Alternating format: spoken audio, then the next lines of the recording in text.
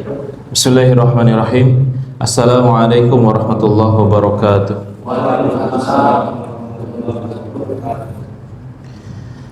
Alhamdulillahi rabbil alamin wa bihi nasta'inu ala umuri dunya waddin wa ala alihi wa sahbihi ajma'in. Asyhadu an la ilaha illallah wahdahu la syarika lah wa asyhadu anna Muhammadan abduhu wa rasuluhu la nabiyya wa la rasula ba'dah. Faqala Allah Ta'ala fi kitabihil karim ba'da a'udzu billahi minasy syaithanir rajim wa bismillahirrahmanirrahim. Ya ayyuhalladzina amanu taqullaha haqqa tuqatih wa la tamutunna illa wa antum muslimun. Wa qala Nabi sallallahu alaihi wasallam wa may yuridullahu bihi khairan yufaqihu fid din. Amma ba'd. Puji dan syukur alhamdulillah pada kesempatan hari ini Allah Subhanahu wa taala takdirkan kita bermuajahah, bertemu, bersilaturahmi, kemudian kita khususkan pertemuan kita dengan thalabul ilmi. Mudah-mudahan apa yang kita kerjakan ini menjadi amal soleh, amal yang menjadi perbekalan kita, energi kita menuju kemahariban Allah Subhanahu wa ta'ala. Akhir kehidupan manusia itu ditentukan dengan setiap waktu dikerjakan, apakah dengan nilai ketakwaan, ketaatan, atau justru waktu-waktu yang Allah berikan kepada kita justru malah banyak catatan-catatan kemaksiatan. Itulah yang akan menjadikan indikasi seseorang itu akan husnul khatimah atau su'ul khatimah, karena yang akan memudahkan perjumpaan kita dengan Allah Subhanahu wa ta'ala adalah amal soleh, amal soleh. Dan salah satu di antara amal soleh yang paling besar nilai pahalanya di sisi Allah Subhanahu wa ta'ala adalah bermajlis ilmu. Tidaklah Allah Subhanahu wa ta'ala menyebutkan keutamaan tentang majlis ilmu di dalam surat At-Taubah ayat 124 atau ayat berapa yang mengatakan wa makanal mu'minuna liyanfiru kaffah walaula nafara min kulli firqatin ta'ifah liyattafaqahu fid-din. Tidak selayaknya orang-orang yang beriman itu pergi berjihad semuanya. Harus ada yang disisakan sekelompok kecil di antara orang-orang yang beriman itu untuk liyattafaqahu fiddin, untuk belajar mendalami ilmu agama, mempelajari, mendalami ilmu agama disejajarkan dengan orang yang berjuang di jalan Allah. Oleh karena itu Rasulullah SAW bersabda, man kharaja fi talabil ilmi fahuwa fi sabilillah. Barang siapa kakinya keluar untuk mencari ilmu, langkah kakinya untuk duduk bermajlis ilmu, mendengarkan kalamullah, mendengarkan hadis Nabi SAW, bertambahnya ilmu kepada kita, ilmu yang ada pada diri kita, yang kita hari ini usahakan untuk memenuhi ketidaktahuan terhadap ajaran agama kita, itu dilihat dari 3 hal. Sejauh mana manfaat daripada majlis ilmunya? Apakah pertama, majlis ilmunya lebih mendekatkan diri kepada Allah Subhanahu wa ta'ala atau tidak? Yang kedua, majlis ilmu itu mendekatkan dirinya kepada Nabi SAW sebagai uswah, toladan dari praktek kehidupan dalam beribadah kepada Allah Subhanahu wa ta'ala atau tidak? Yang ketiga, sejauh mana ilmu itu membawa kepada kefahaman dalam urusan agamanya. Jadi gak bertanya-tanya lagi bagaimana hukum ini, hukum itu. Dia berjalan di atas agama yang lurus, yang dimana Al-Quran menjadi panduan utamanya, sunnah menjadi praktek peribadahannya sebagai petunjuk pelaksana dalam mengamalkan Al-Quran. Ilmu itu cuma 3 itu aja. Jadi kalau seandainya ilmu tidak membawa kepada 3 perkara itu, berarti ada yang salah dengan majelis ilmu. Dan itulah yang ditegaskan oleh Nabi Shallallahu Alaihi Wasallam ketika seseorang itu berada di liang lahatnya, turun 2 malaikat yang bertanya tentang man rabbuka, sejauh mana engkau kenal dengan Rabbmu. Orang yang tahu Allah Subhanahu wa ta'ala tapi tidak pernah menjalani aktivitas kehambaannya terhadap Allah Subhanahu wa ta'ala, maka dia tahu yang harus dia jawab itu adalah Allah, tapi karena tidak banyak ketaatannya untuk dia menjalankan amalan-amalan ketakwaannya kepada Allah, maka jawabannya cuma gitu aja. Ya, seperti itu. Itu jawaban bagi laki-laki sudah malas lagi untuk jawab pertanyaan dari perempuan yang sudah banyak menjelaskan dengan amal, dengan bukti-buktinya.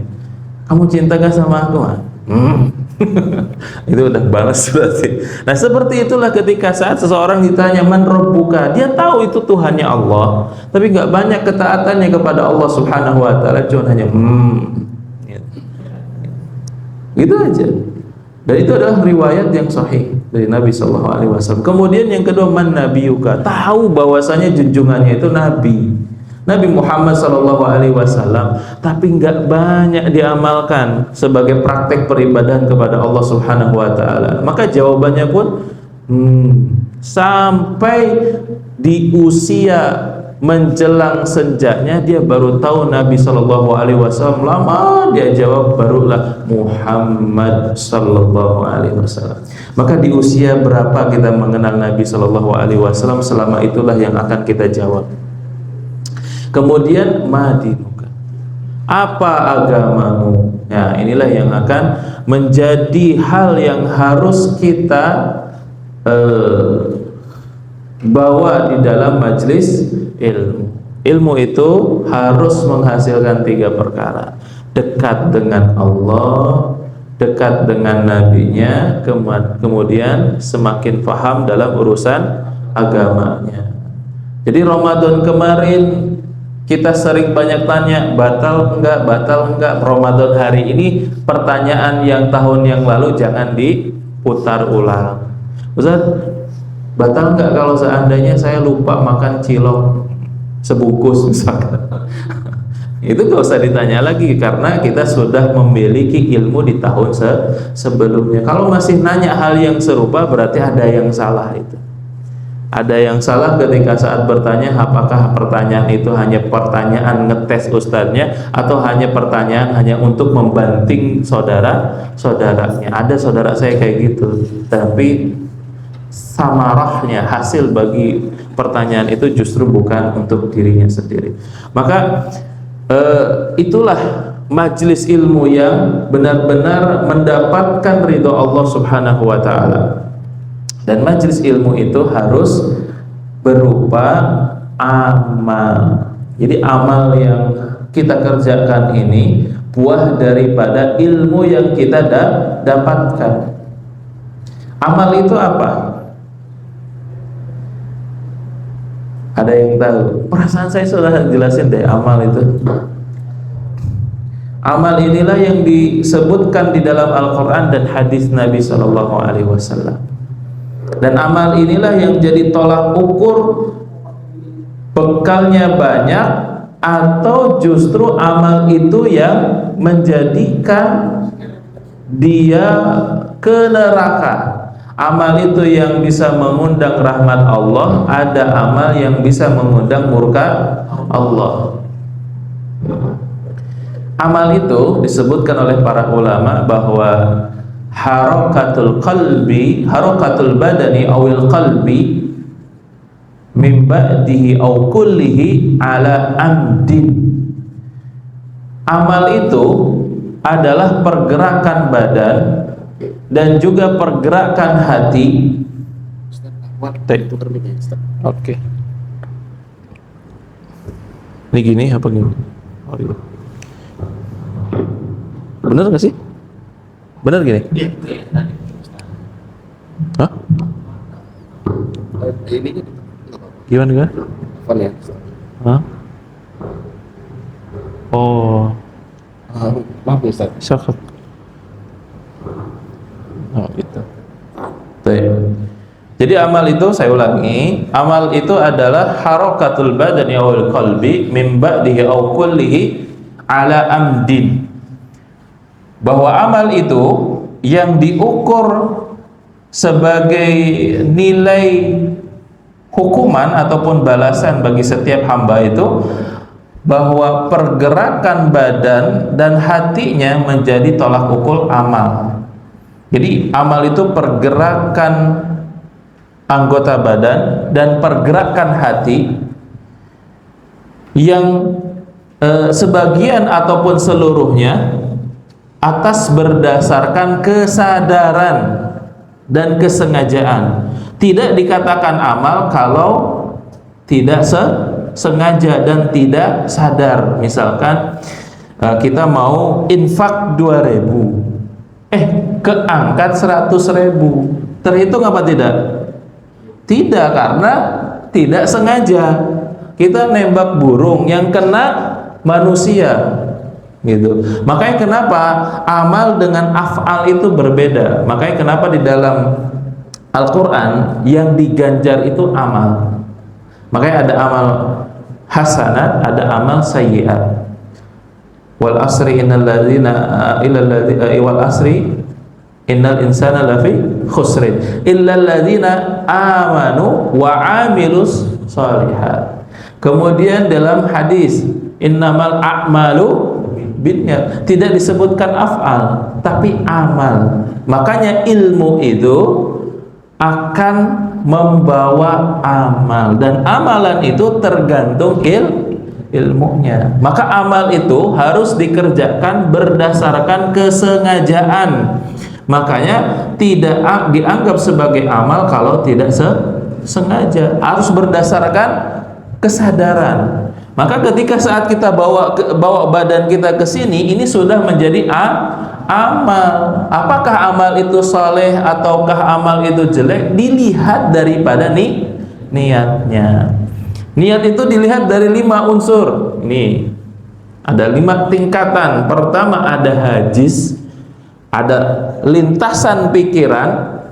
Yang kedua adalah khatir, yaitu tergambarnya lintasan pikiran.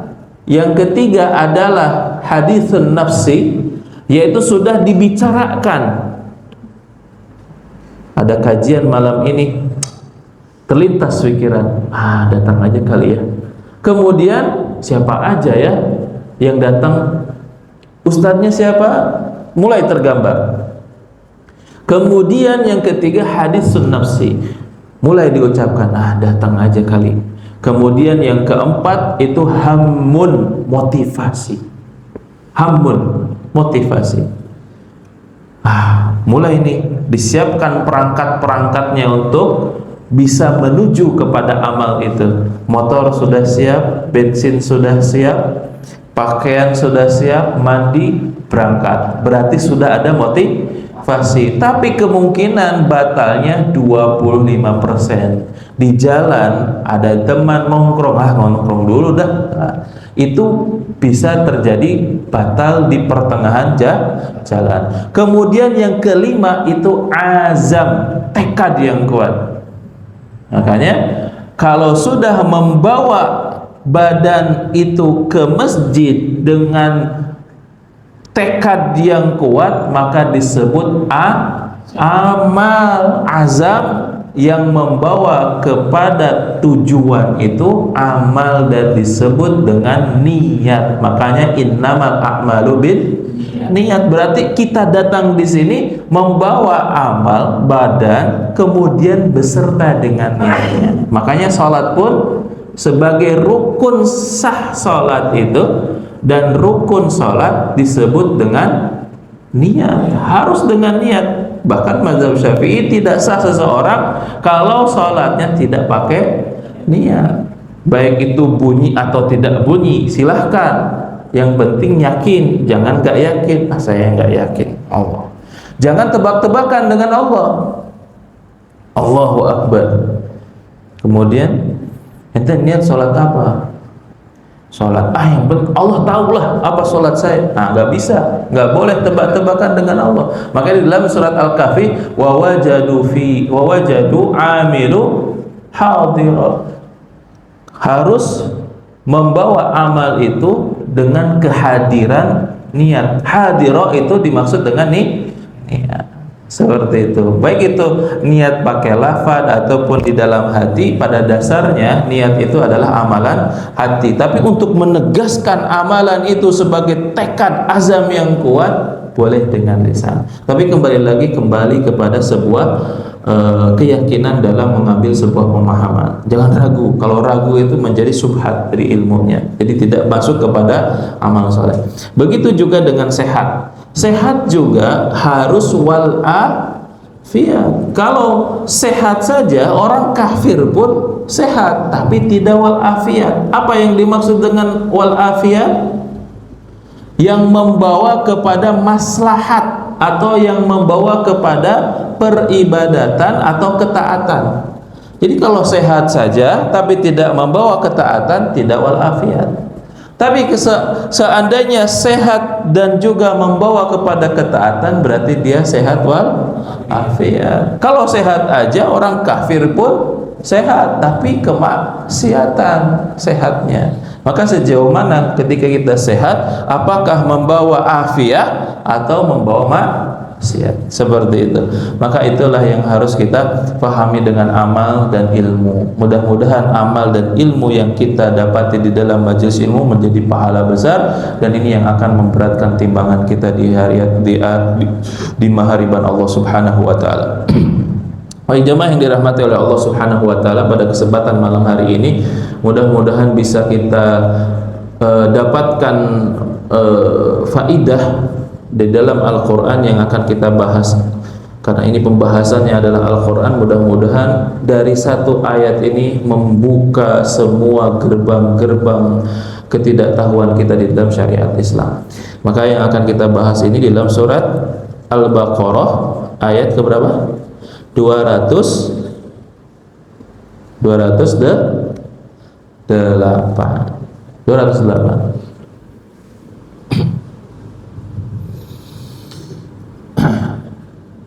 Boleh dicek. 208. Nanti kita sama-sama untuk membahas. Surat Al-Baqarah ayat 208,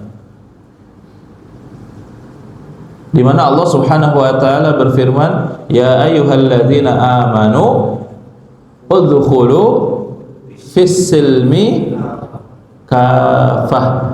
Ayat selanjutnya, wala tattabi'u khutuwatis syaitan innahu lakum aduwwum mubin.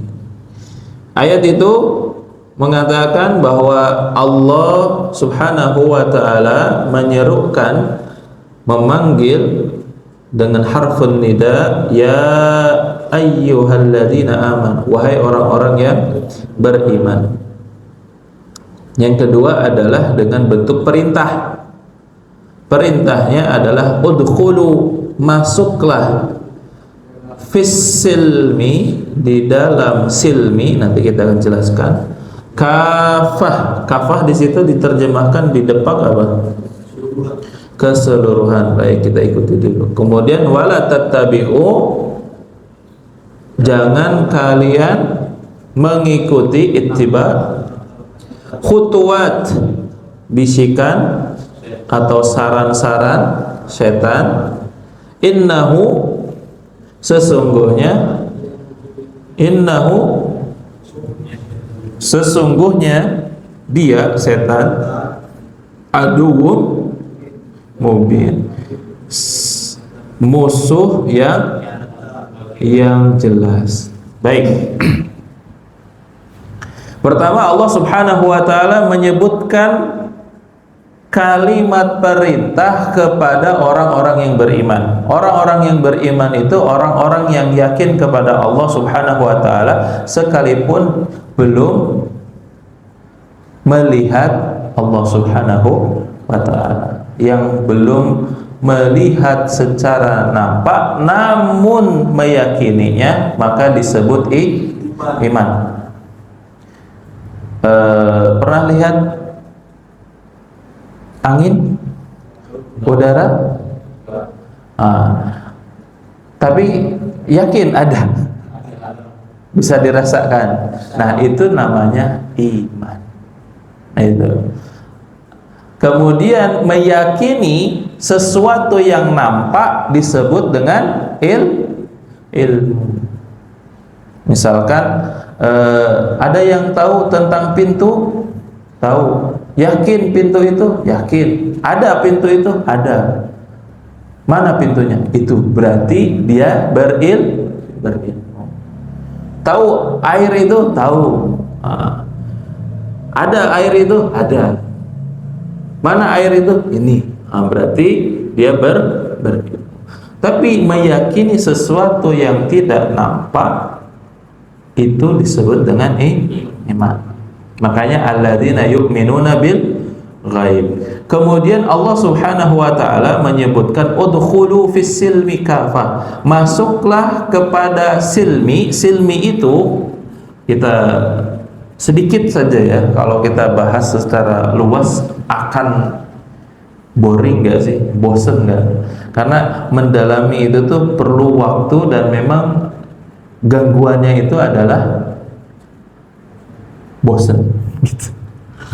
Makanya pernah ada di majelis taklimnya Imam Malik, dia datang dari Baghdad ke Madinah, datang ke Baghdad hanya ingin ikut majelis taklimnya Imam Malik, duduk paling depan. Kemudian sudah mulai Imam Malik menyampaikan, tiba-tiba dia tidur. Tiba-tiba tidur. Kemudian dibangunkan, kenapa? Kenapa tidur pas kita mari jauh-jauh? Kita sudah mulai, ente malah tidur datang. Saya perjalanan jauh dari Baghdad, mendapatkan keutamaan dari Nabi, man kharaja fi talabil ilmi fa huwa fi sabilillah. Kemudian datang duduk, nikmatnya majelis ilmu itu membuat saya ngantuk. Sampai kemudian kata Imam Malik, kita mendapatkan satu hadis dari orang ini. Satu hadis dari orang yang tidur itu. Makanya yang tidur jangan dibangunkan. Katanya disebutkan satu langkahnya diampuni dosanya, dua langkah berikutnya ditinggikan derajatnya. Kemudian dia datang ke majelis ilmu, dia sudah mendapatkan itu semuanya. Masya Allah. Belum kajian, kata Imam Malik, kita dapat ilmu dari satu orang ini.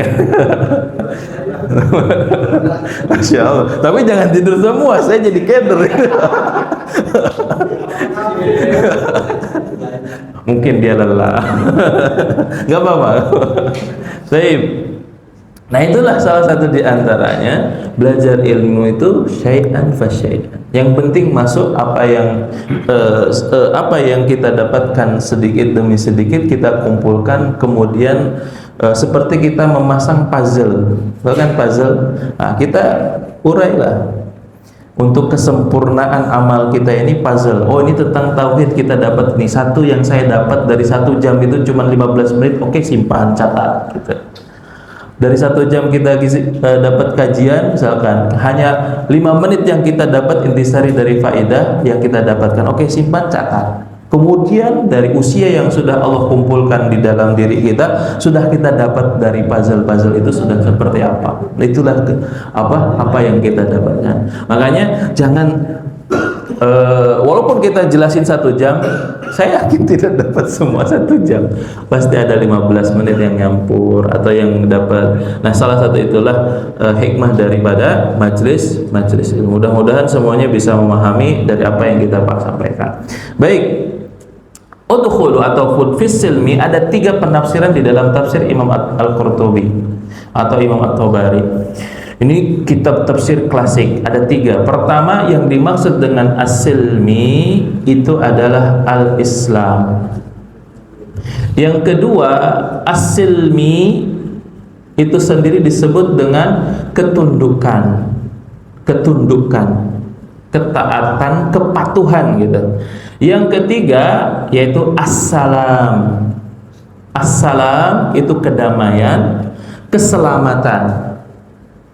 Mari kita jelaskan apa yang dimaksud dengan Islam. Islam itu apa? Islam itu Muslim. Tapi Islam itu kalau kita terjemahkan yang di dalam ayat suci Al-Quran, inna dina indallahil Islam. Ajaran yang di sisi Allah itu adalah Islam. Itu ayat Quran ya. Nah, silahkan cari ayatnya di surat apa. Kalau tidak salah surat ketiga, gitu, di awal-awal surat.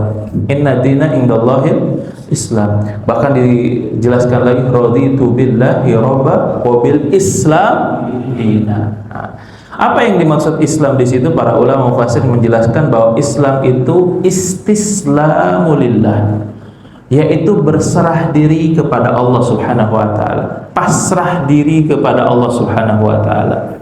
Ibarat ini air pasrah. Mau saya pindah ke sini, mau saya pindah ke sini, ya tergantung siapa yang memindahkan, gitu. Yang milik kita adalah Allah Subhanahu wa taala. Kalau Allah takdirkan kita seperti ini, mau seperti apa, itu Allah Subhanahu wa taala punya kuasa, punya aturan, Allah punya kuasa. Yang ngikut tentang ajarannya, maka dia sudah Islam. Orang yang tidak ngikut ajarannya, maka dia tidak Islam. Sampai sini bisa difahami? Artinya Islam itu istislamulillah, berserah diri kepada Allah Subhanahu wa taala. Gimana kata Allah sudah? Jangan sampai Allah ngikutin nafsu kita. Udahlah, ya Allah, sholat sekarang aja dah. Ini sholat apa? Sholat subuh sekarang misalkan. Nah, nggak bisa. Ada waktu tersendiri. Allah punya aturan sendiri. Kalau ngikuti aturan Allah, berarti kita sudah Islam. Istislamu lillah, berserah diri kepada Allah. U'budullaha wa la tusyriku bihi syai'an. Beribadahlah kepada Allah dan jangan menduakan Allah. Saya tanya pada korban-korban perselingkuhan, senang gak diselingkuhi? Wow, gak bisa Ustaz. Bahkan ada yang diduakan itu, yang selingkuhnya atau siapa? Yang apa namanya itu ya, istri dengan perselingkuhannya itu sampai ada yang ditembak. Saking besarnya kecemburuan, besarnya kekecewaan, dan besarnya marahnya, itu orang diduakan dengan siapa? Dengan makhluknya. Dan di antara psikologi dalam kehidupan sehari-hari saja, diduakan kita punya rasa sakit yang begitu mendalam, apalagi Rob yang menciptakan manusia, yang ngasih udara, yang ngasih detak jantung, yang mengasih telinga. Ini kan nyambung, kita ada getaran suara, kita masih sensitif mendengar, bahkan bisa melihat semua warna-warna. Itu Allah yang memberikan. Bahkan apa namanya, udara, detak jantung, itu Allah yang subhanahu wa ta'ala yang memberikan. Bagaimana Allah diduakan? Itu kan pasti murka. Wajar gak kalau seandainya Allah itu murka?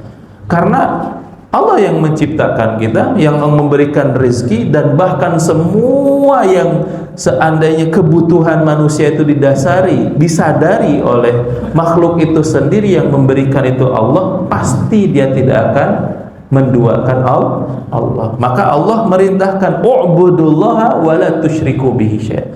Beribadahlah kepada Allah saja, jangan menduakan Allah, jangan berbuat syirik, mensekutukan Allah Subhanahu wa taala.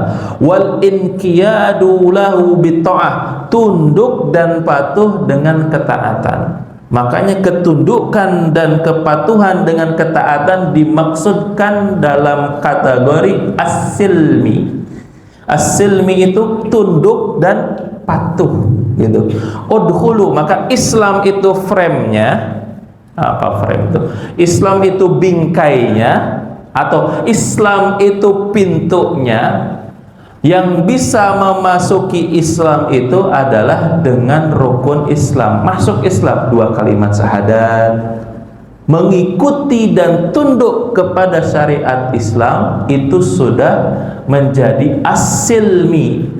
Al-inqiyadu lahu bitta'ah, tunduk dan patuh kepada ketaatan kepada Allah Subhanahu wa taala. Wa yuhibbullaha mahabbata tamata, mencintai Allah dengan kecintaan yang sempurna. La yuhibbul makhluqan kahabbata lillah, tidak mencintai makhluknya sebagaimana dia mencintai Allah. Itulah Islam. Makanya Islam itu bingkainya, Islam itu frame-nya atau pintunya, sedangkan as-silmi itu adalah ketundukan dalam menjalani Islam. Orang yang tunduk di dalam ajaran Islam, tidaklah Allah Subhanahu wa taala perintahkan kepada kita di dalam syariat Islam, maka itu bermaksud untuk memperbaiki kehidupan seorang muslim. Yang tenang dulu ya. yang ini aja, istislam aja, berserah diri aja. Jangan gerasa gerusuk. sabar ya. Jadi itu sampai mana tadi saya? Istisqa minta hujan.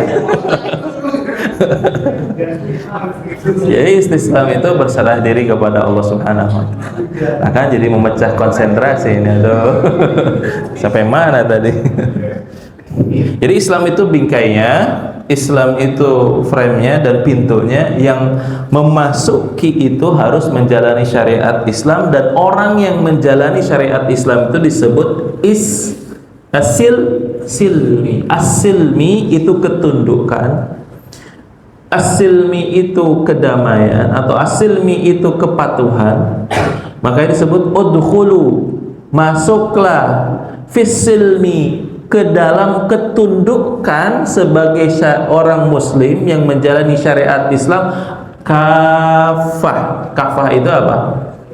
Tadi diterjemahkan dalam depak itu keseluruhan. Padahal kafah itu ada rumus dalam ulumul Quran itu 2S 1L. Pertama siyak, sibak, lihaq. Pertama dilihat dari sisi konteksnya, yang kedua keterhubungan dengan ayat sebelumnya, yang ketiga liha, yaitu keterhubungan dengan ayat-ayat yang lainnya. Pernah dengar ayat yang mengatakan bahwa Islam itu tidak memberatkan seseorang. Ayatnya lupa lagi. Tadi saya bantu. La yukallifullahu nafsan illa wus'aha. Kalimat la yukallifu nafsan illa wus'aha, kalimatnya tidak memberatkan dan menjadikan amalan itu semaksimal mungkin dikerjakan. Pernah dengar sholat jenazah itu hukumnya fardu kifayah. Kifayah itu kemampuan yang dikerjakan semaksimal mungkin. Bahkan Islam mengatakan tidak ada paksaan di dalam agamanya. Tapi ketika masuk Islam itu jangan ditolak, tapi maksimalkan untuk dikerjakan. Makanya ayat ini selalu tidak salah juga dipakai untuk memotivasi seseorang menerapkan syariat Islam dengan bentuk daulah, bentuk negara. Karena dengan adanya daulah atau kenegaraan, syariat Islam bisa dijalankan dengan kekuasaan. Gitu. Tapi kalau seandainya tidak masuk secara daulah, la yukallifu nafsan illa wus'aha, kerjakan saja yang semampunya. Misalkan belum bisa nikah dua, la yukallifu nafsan illa wus'aha, jangan dipaksakan, akhirnya nanti akan berantakan. Satu aja belum misalkan ya. Jadi udkhulu fis silmi kafah, jalanilah ketundukan, ketaatan sebagai seorang muslim semampunya, semaksimal mungkin untuk bisa dikerjakan. Kita bisa sholat. Ustadz, saya ingin menjalankan syariat Islam dengan kisos. Oke, ada medianya.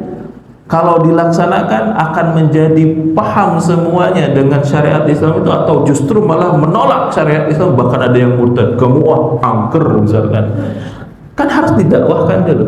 Kalau memang belum ada dan memang jangan dipaksakan, tapi didakwahkan terlebih dahulu. Gitu. Makanya hal yang paling diterangkan oleh Al-Quran bahwasanya disampaikan atau dikerjakan semaksimal mungkin, kafah gitu.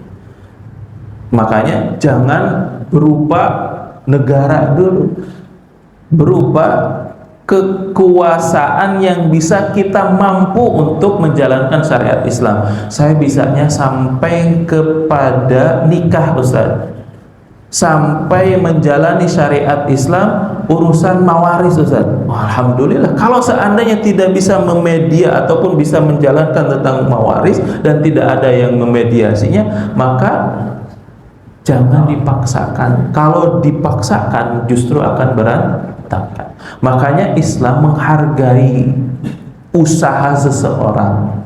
Makanya dalam ketegasan ini Allah Subhanahu wa ta'ala meminta kepada semua muslim jalani semua syariat. Kalau tidak ada medianya jangan dipaksakan. Makanya syaratnya harus kafah. Orang yang sholat jenazah, kalau kita mendengarkan ada yang di sana di Subang ada yang meninggal, kalau di Subang tidak ada yang mensalatkan jenazah, berarti yang dekat di Subang itu melakukan apa? Dihukumi dosa karena tidak melaksanakannya, gitu. Makanya kita tidak terbebani dosa untuk sholat jenazah, sekalipun kita nggak kenal siapa orang yang meninggalnya. Yang kita tahu adalah dia muslim, misalkan seperti itu. Makanya kalau seandainya tidak ada yang melaksanakan di wilayah tersebut, maka di wilayah terdekat. Kalau wilayah terdekat tidak ada, maka 1, 2, 3 mereka dosa semuanya. Gitu. Makanya kifayah. Gitu. Paham sampai sini? Jadi tadi pertama, makna as-silmi itu adalah Islam. Yang kedua, maknanya adalah apa? Ketundukan. Terus yang ketiga, orang yang menjalani ketundukan, ketaatan yang dia maksimalkan untuk dia kerjakan, dia akan mendapatkan keselamatan. Makanya Allah Subhanahu wa ta'ala tidak pernah membahas sebuah persoalan kenapa dia melakukan perbuatan dosa. Contoh aja, iblis melakukan dosa karena tidak mau sujud. Allah tidak tanya kenapa sujudnya tidak kepada apa? Kenapa dia tidak mau sujud? Tapi Allah ingin melihat alasannya yang menyebabkan tahu sejauh mana dia melakukan dosa itu. Jadi Allah tidak bertanya tentang sejauh mana perbuatan dosanya, tapi dia bertanya, Allah bertanya tentang alasan melakukan dosa itu.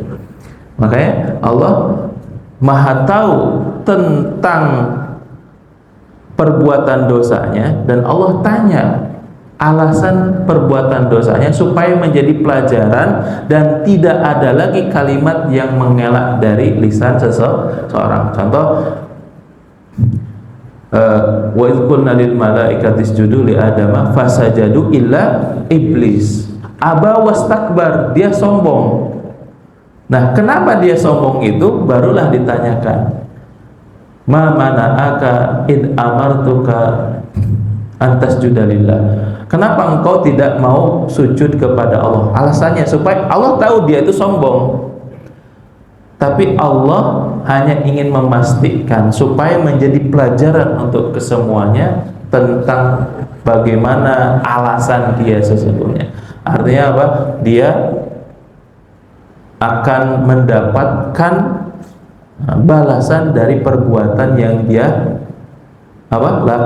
lakukan. Makanya yang menjadikan alasannya itu adalah sifat pembangkangannya itu. Nah, begitu juga dengan Islam dan silmi ini, seseorang ketika tunduk kepada Allah, ketika saat dia menjalani syariat Allah, maka tidak ada syariat yang memberikan kepadanya kemelaratan ataupun kerugian.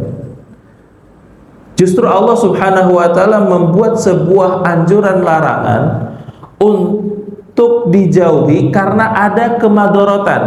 Kenapa Allah haramkan minuman keras? Karena dia akan merusak akal. Kullu khamr, setiap yang memabukkan itu adalah khamr. Dan khamr itu bukan hanya berupa minuman, tapi berupa zat padat misalkan. Kenapa diharamkan? Haram itu dianjurkan untuk tidak dikerjakan karena ada kemadharatan yang akan menghilangkan akal sehat seseorang. Pernah nanya orang mabuk gak?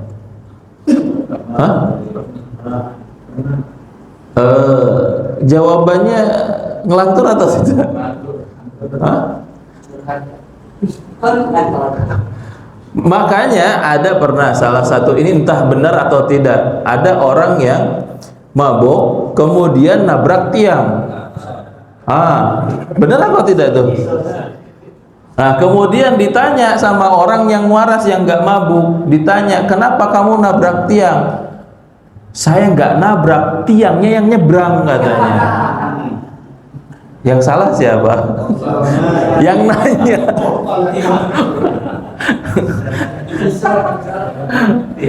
Siapa yang nabrak? Saya jalan, tiang nyebrang. Yang salah kenapa nabrak? Yang salah yang nanya. Udah tahu mabuk ditanya. Pasti ngelantur itu. Nah, makanya dia tidak sehat. Makanya orang yang mabuk itu tidak boleh dekat dengan tempat sholat, karena tidak sah sholat orang yang tidak sehat akalnya. Begitu juga di dalam syariat, orang yang menjalani ketaatan itu adalah orang-orang yang selamat, orang-orang yang penuh dengan kedamaian, hidupnya nggak akan pernah punya masalah besar gitu. Makanya dia lurus, maka disebut dengan assalam gitu. Assalam di sini banyak di dalam ayat suci Al-Quran. Salah satu di antaranya surat Az-Zumar. Wasiqal ladzina taqaw ilal jannati zumara. Ketika saat berbondong-bondong sekelompok manusia memasuki satu pintu, dan pintu itu disebut dengan jannah zumara, berbondong-bondong, berebut-rebut. Dia nggak tahu ini pintu apa. Kemudian wa qala khazanatuha, dan berkatalah yang jaga pintu itu, salamun alaikum tibtum fadkhuluha khalibin. Selamat atau damai atau beruntung, kalian termasuk orang-orang yang masuk surga karena bagaimana engkau menjalani as-silmi dan menjalani syariat Islam. Makanya kenapa Allah perintahkan udkhulu fis-silmi kafah, karena pertama dia masuk kepada pintu syariat Islam, yang kedua menjalani ketundukan secara kafah semaksimal mungkin untuk dia kerjakan, kemudian dia akan mendapatkan assalam. Assalam itu apa? Keselamatan, keberuntungan. Makanya semua orang yang masuk ke surga itu kaget, terheran-heran, ini pintu surga gitu. Makanya kan surga itu ada berapa pintu? Ada 7 pintu. Coba bayangkan 7 pintu dengan jumlah begitu banyak manusia di muka bumi, pasti itu disebut dengan zumarat. Zumarat itu berbondong-bondong. Cuma ada 7 pintu. Hari ini kita temukan masih ada berapa pintu? 3. Nah, berapa manusia kita di sini? Pastikan kalau misalkan di sini lagi rame, pintu yang lain, pintu yang lain. Gitu. Tapi diarahkan, mereka nggak tahu pintu apa itu. Kemudian setiap pintu ada penjaganya. Pas dibukakan, salamun alaikum, kedamaian bagi kalian, keselamatan bagi kalian. Tibtum fadkhuluha, kalian beruntung bisa masuk pintu ini dan engkau masuk surga. Karena apa? Karena as-silmi dan al-islam, maka ketiganya masuk as-salam. Makanya kenapa kita disunahkan ketika ketemu dengan seorang muslim harus mengucapkan salam, karena itu adalah ucapan bagi penduduk surga. Assalamualaikum, kemudian waalaikumsalam. Karena itu doa setiap kali ketemu. Makanya ada satu hal yang disampaikan oleh para sahabat, ya Rasulullah, saya tidak banyak amal solehnya, kecuali setiap saya ketemu muslim saya tebarkan salam. Maka kata Nabi, engkau beruntung dengan kalimat itu dan engkau akan bertemu di tempat yang akan membuka pintumu dengan assalam, yaitu surga. Coba bayangkan itu, masuk surga cuma hanya assalamualaikum. Assalamualaikum, tapi assalamualaikumnya harus penuh dengan keyakinan kita akan diberikan keselamatan gitu. Jangan assalamualaikum hanya sebatas formalitas aja. Nah, ini lagi buka acara, assalamualaikum, tanpa ada nilai esensi ruh dalam memohon kepada Allah keselamatan. Jadi ketika saat kita tahu bagaimana salam ini sangat begitu mujarab. Nah, mujarab itu apa ya? Mujarab itu adalah obat yang bisa memberikan kesembuhan, maka jalani itu dengan penuh keyakinan. Makanya di dalam tahiyat ada tidak kalimat salam? Assalamu alaika, itu meminta keselamatan. Maka oleh karena itu, ketika saat kita memahami udkhulu fis-silmi kafah, kita sambut semua ketentuan syariat Islam, jangan kita tolak. Saya setuju dengan ayat ini, tapi nggak setuju dengan ayat ini. Berarti dia tidak Islam dan dia tidak silmi, tidak mau tunduk dan patuh, dan dia tidak mau selamat. Sampaikan ke istri kita, ini ayat bagus, fankihu minan nisa masna wa thulatha. Itu mau pengennya kamu misalkan pengen nikah lagi, berarti belum Islam. Jangan gitu ya. Jangan gitu dulu. Tiba-tiba kita tidur di luar, kan yang disalahin saya nanti. Tapi minimal satu dulu yang harus disempurnakan, asilmiknya, ketundukan kita. Maka ini yang harus diperhatikan, kafah, secara semaksimal mungkin kesanggupan kita untuk melaksanakannya. Makanya sholat harus kafah, harus semampu kita, semaksimal mungkin untuk melaksanakan ketundukan kepada Allah. Kalau tidak, misalkan kita tidak sanggup, misalkan ada uzur, kan bisa duduk. Kalau kita memang ada lagi sakit parah, bisa terbaring. Kalau kita memang sudah tidak sanggup sholat, ya tinggal disolatin, kan bisa gitu. Sangat bisa sekali. Ya gampang kan kalau gitu. Makanya puasa pun juga, kalau kita sakit ada uzur, bisa dijadikan qadha di lain waktu. Zakat kalau nggak sanggup ya dijakati gitu. Kemudian haji, paling tidak niat gitu.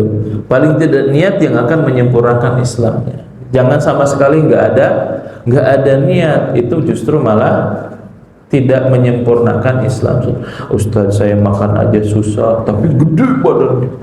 Susah dari mana gitu? Susah mungkin nyari perjalanan. Sekarang ada haji backpacker ya, pakai sepeda aja sampai ke sana. Alhamdulillah, minimal sekali seumur hidup. Ini statokta, kalimat ini statokta ilaihi sabila itu disampaikan oleh Syekh Abdullah Azam.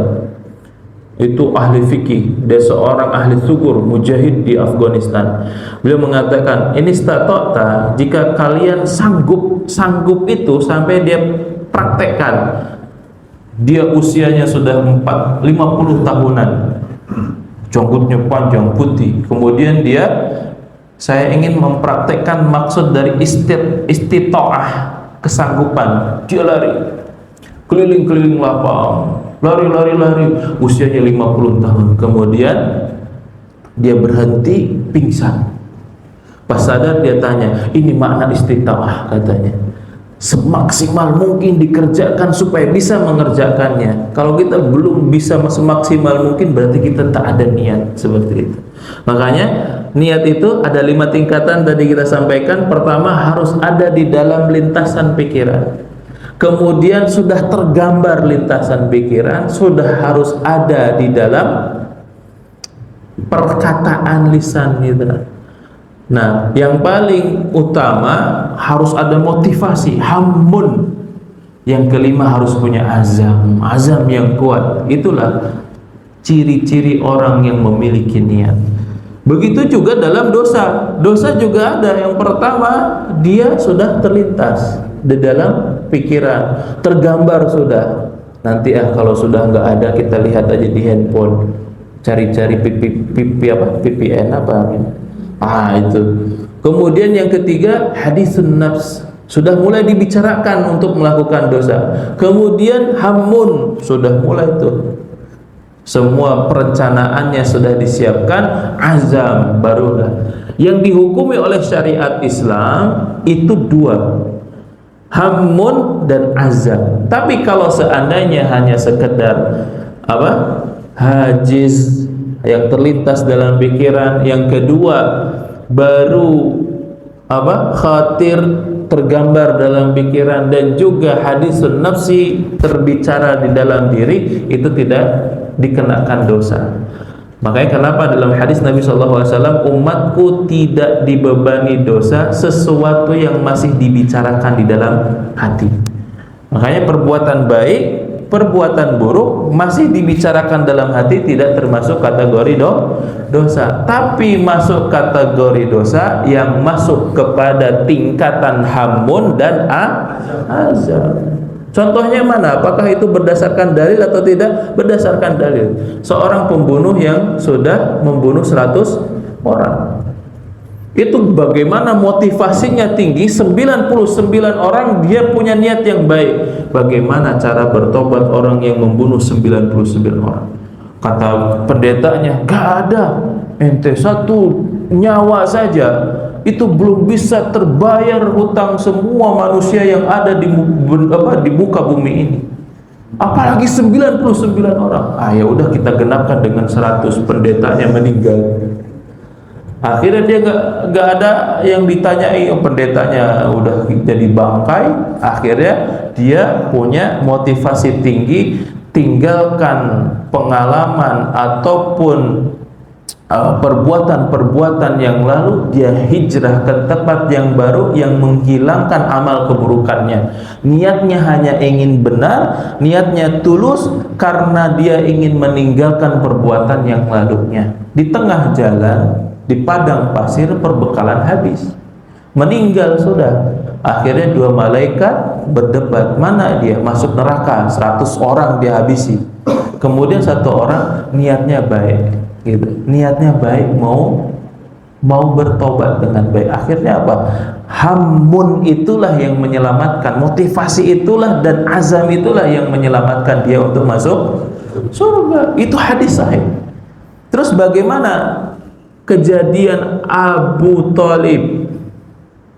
Abu Thalib itu orang baik, yang menikahkan Nabi itu Abu Thalib, yang berceramah khutbah nikah Abu Thalib, bahkan yang menjadi garda terdepan menjaga Nabi SAW itu Abu Thalib.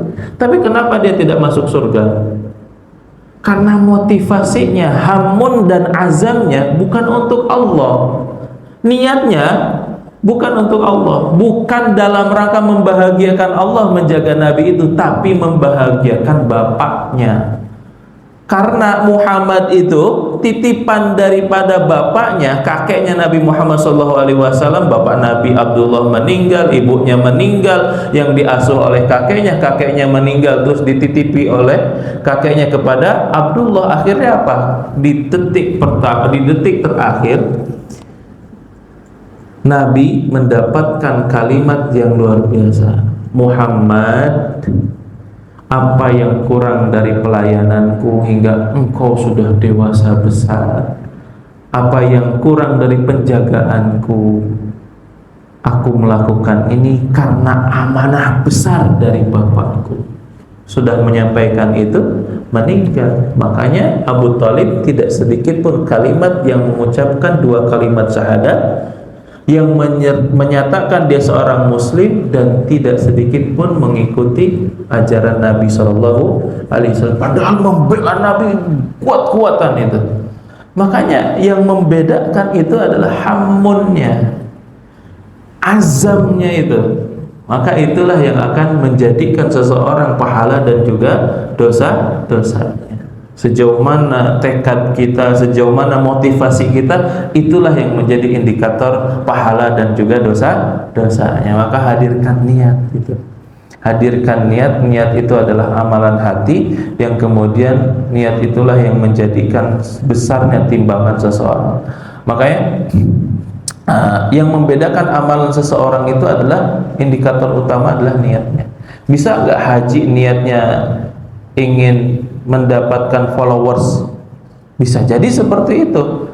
Bisa nggak orang yang haji niatnya untuk dipanggil Pak Haji dan Bu Haji? Ada, bisa jadi.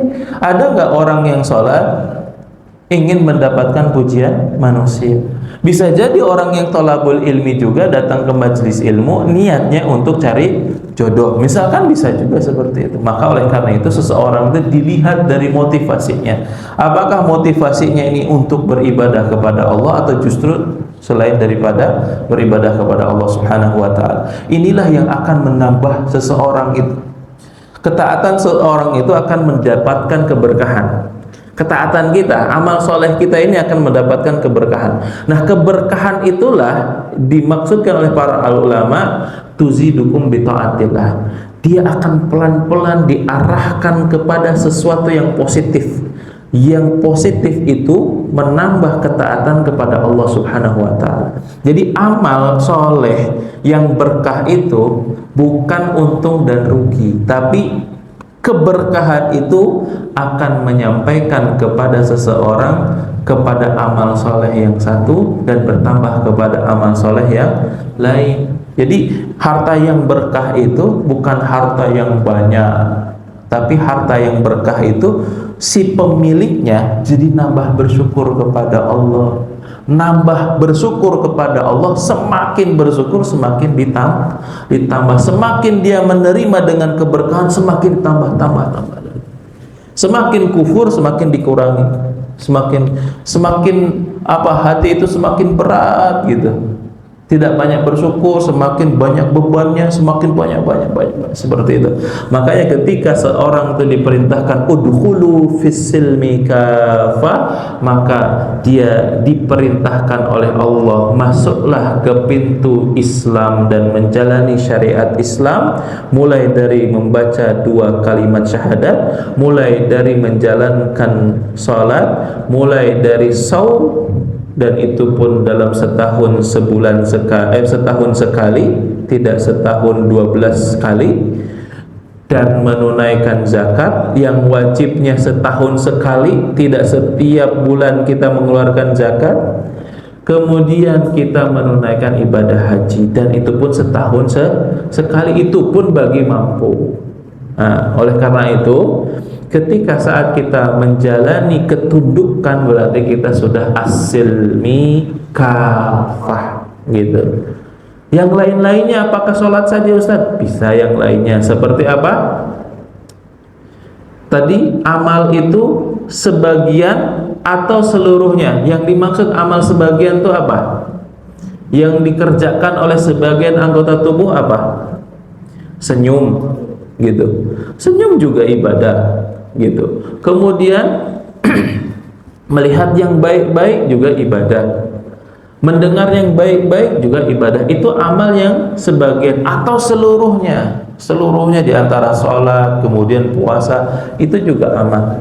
Maka oleh karena itu Islam yang kita sanggupi, yang kita kerjakan secara maksimal kita kerjakan, itu Islam yang kafah. Maka yang belum profesional untuk melaksanakannya, la yukallifullahu nafsan illa wus'aha. Ustaz, saya pengen jihad. Hah? Sudah kafah, nanti jangan-jangan ke sana merepotin orang. Jangan seperti itu. Harus dilaksanakan secara profesional. Kalau misalkan belum bisa nikah 2, yang profesional aja dulu, jangan yang lain-lain misalkan. Dan jangan memojokkan yang sudah nikah 2. Oh, itu istrinya, jangan digibahi. Itu harus silmi juga, itu harus salam, harus damai.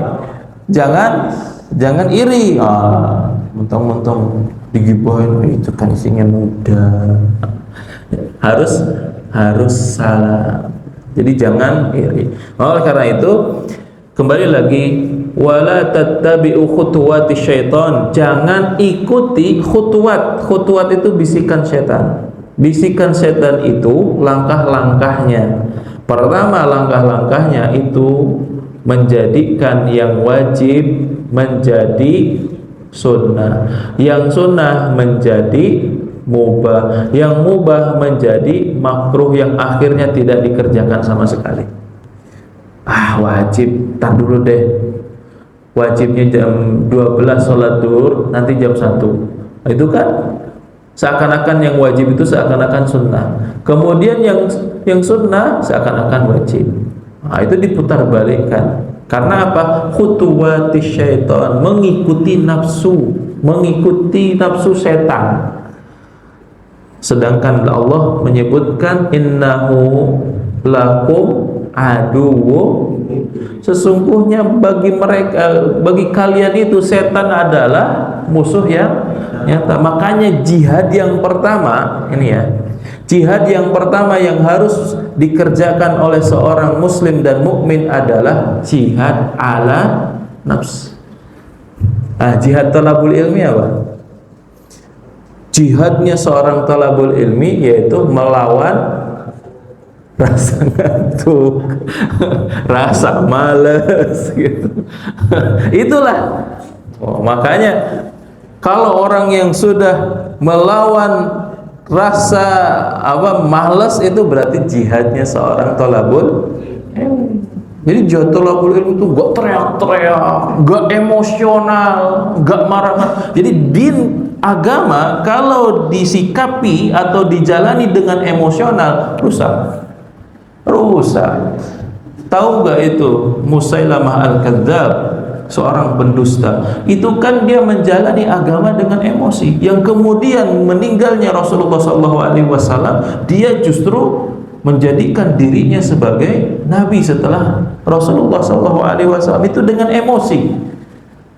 Sampai bagaimana Umar bin Khattab ketika meninggal itu, meninggalnya Rasulullah SAW itu sampai diturunkan supaya Islam dijalani tidak dengan emosi. Kalau dengan emosi rusak sholatnya. Bahkan kata Imam Ibnu Qayyim, sholat yang dikerjakan tidak ada mahabbah atau karena emosi, maka tidak ada sholat baginya. Makanya sholat itu harus mahabbah, harus ada rasa cinta, gitu. Begitu juga ketika saat kita menjalani agama dengan emosi, maka tidak akan dapat sama sekalipun manfaat dari agama itu. Makanya Umar bin Khattab ketika Rasulullah meninggal itu kan sampai ayun-ayunkan pedang. Siapa yang mengatakan Rasulullah SAW meninggal, suaminya akan kehilangan istri, istri kehilangan suaminya, anak yang akan kehilangan dua orang tuanya. Itu sampai ditenangkan oleh Abu Bakar, dan Abu Bakar mengatakan, man kana yu'badullaha fa innahu hayyun wa la yamut. Barang siapa yang beribadah kepada Allah, maka dia maha hidup dan tidak akan pernah mati. Man kana yu'badu Muhammadan fa innahu apa? Fa innahu mayyit. Barang siapa yang beribadah kepada Muhammad, maka dia akan mati. Dia sama seperti kita, lepas genggaman tangan itu. Dalam satu riwayat, Umar bin Khattab itu kalau perang menebas musuh itu bisa jadi belah dua. Kita bisa belah dua tuh kan ayam doang, cincang berdua gitu. Tapi kan kalau manusia belum, kebacok aja paling. Nah, tapi Umar bin Khattab punya kekuatan tangan ketika saat mengayunkan pedang belah dua itu. Nah, itu keutamaan Umar bin Khattab ketika saat perang, ya. Perang. Dan bagaimana ketika saat Rasulullah meninggal itu genggamannya sama seperti saat dia perang. Itu kalau benar-benar kena menjadi apa? Pertumpahan darah, tapi turunlah tangan itu dan melepaskan pedangnya, bahwa Muhammad itu telah meninggal. Maka itulah kalau agama dijalani dengan emosi, maka nggak akan beres, gitu. Makanya kalau seandainya sekarang ini kita thalabul ilmi dengan emosi, nggak bakal mendapatkan manfaat daripada ilmu. Makanya belajar ilmu itu syai'an fa syai'an, sedikit demi sedikit, qalilan fa qalilan. Sedapat mungkin kita bisa mendapatkan itu. Jangan terburu-buru, Ustaz, saya lagi ngejos ini, saya ingin melahap semua pembahasan akidah. Ketika saat diaplikasikan tidak semuanya yang terpraktekkan, justru malah menjadi celaan bagi dirinya. Akhirnya apa? Sinting, ngomongnya ngelantur, gak sesuai dengan apa yang disampaikan ayat-ayatnya. Ini bahaya. Maka oleh karena itu belajar dengan bertahap, bersilsilah, supaya kita mendapatkan apa yang kita harapkan di dalam amal yang kita kerjakan ini. Baik, itu saja mungkin yang bisa saya sampaikan, bahwa pembahasan yang kita bahas hari ini, bahwa tidak hanya saja Islam itu ayat ini ditafsirkan sebagai dalil terkait tentang daulah, kenegaraan. Masuklah Islam harus berupa dengan syariat Islam yang harus berupa dengan negara, tapi jalanilah Islam dengan ketundukan yang semaksimal mungkin, kafah, untuk bisa kita kerjakan, gitu. Makanya kalau ada yang mengatakan, orang yang mengatakan Islam kafah itu, kita tanya, konsep Islam kafah itu adalah Al-Quran. Sudah sejauh mana hafal Al-Quran? Masih 3 surat, Ustaz. Qul huwallah, qul a'udzu birabbil falaq, qul a'udzu birabbin nas. Itu pun pas lagi keganggu jin, misalkan. Maka bagaimana konsep Islam kafah yang didakwahkan, sedangkan konsep Islam kafah Al-Quran sendiri kita justru tidak mengindahkan. Kan konsep Islam kafah itu Al-Quran. Kemudian berapa hadis yang kita sudah hafalkan, yang sudah kita terapkan. Makanya semaksimal mungkin kita jalani. Supaya apa? Supaya kita benar-benar ringan pertanggungjawabannya. Saya sudah maksimal ya Allah, saya sudah maksimal sholat saya ini, semampu saya seperti ini, yang saya dapati tolabul ilmi saya seperti ini, dan riwayatnya cuma saya sampai seperti ini, maka ini yang bisa saya persembahkan kepada mana. Hisabnya seperti itu. Jangan sampai ya gimana ya, bacaannya dari SD dari gitu sampai dewasa, sampai usia mau menjelang sakratul maut, bacaannya itu aja. Nah, tapi dimaksimalkan sebisa mungkin bisa sampai ke hati gitu. Makanya dari mana jatuh cinta itu? Mulai dari mata turun ke hati. Maka Islam kafah itu mulai dari mata jatuh ke hati, supaya kita menjalaninya dengan dengan sungguh-sungguh, dengan betul-betul pembuktian. Makanya pembuktian keislaman kita itu dengan ketundukan. Ketundukan itu apa? Fisilmi kafah, gitu. Menerima syariat Islam dengan semampu mungkin menjalani syariat Islam. Paham ya? Ya, itu saja mungkin yang bisa saya sampaikan pada kesempatan hari ini. Kalau ada pertanyaan silahkan. Tidak ada, alhamdulillah. Kita tutup dengan doa kifaratul majlis. Subhanakallahumma wa bihamdika asyhadu an la ilaha illa anta astaghfiruka wa atubu ilaik. Hadanallahu wa iyyakum. Aqulu qouli hadza astaghfirullah li wa lakum innahu huwal ghafurur rahim. Assalamualaikum warahmatullahi wabarakatuh.